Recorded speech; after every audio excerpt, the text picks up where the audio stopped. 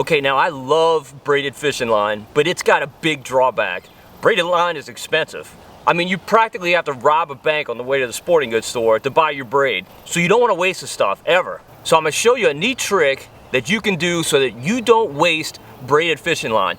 When you fish braid, a lot of times it gets kind of funky on the end. It gets kind of rubbed. If you fish in rocks or docks or something like that, it gets just a little nasty. A lot of times it also gets faded from being exposed to the sun. But what you don't want to do is just strip it all off and throw it away, because the braid underneath is in very, very good shape. It's practically brand new. It's been protected by the braid that's on top of it. I'm going to show you a simple trick to save that braid.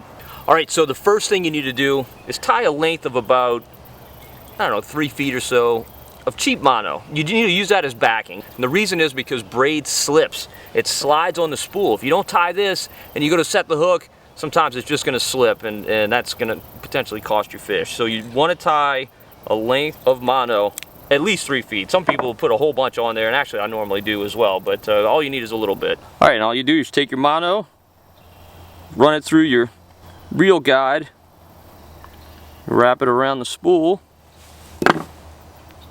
and then just tie a simple overhand knot. All right, so then we connect our mono backing to the braid off of the reel that we're done with using a double uni knot. Double uni is very, very easy to tie. A great line to line knot. You double the line over itself, over each other. You start with your braid. This is my mono. They're overlapping.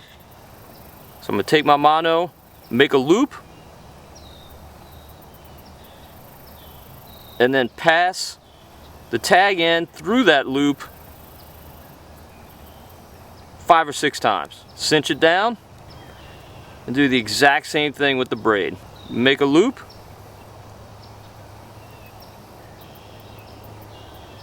pass it through 5 or 6 times. Cinch it down and then pull the two together. That's a double uni, and it will not break. Your line will break before that double uni breaks.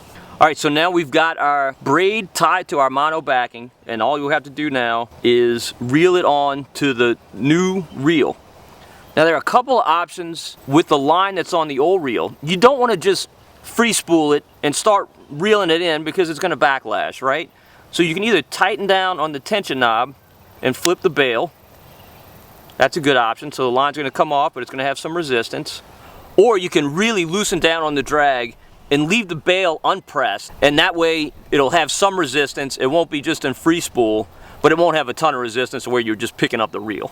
I'm going to go with the first option. Tighten down on the tension knob and flip the bail. All right, now you also want to provide tension for the line going onto your reel.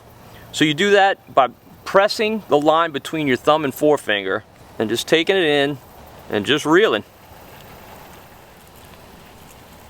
All right, so now we got our new reel spooled with practically new braid. I mean, it's not new. It's been on that other reel for a while, but it hasn't been used at all. It's been protected by the braid that's been on top of it.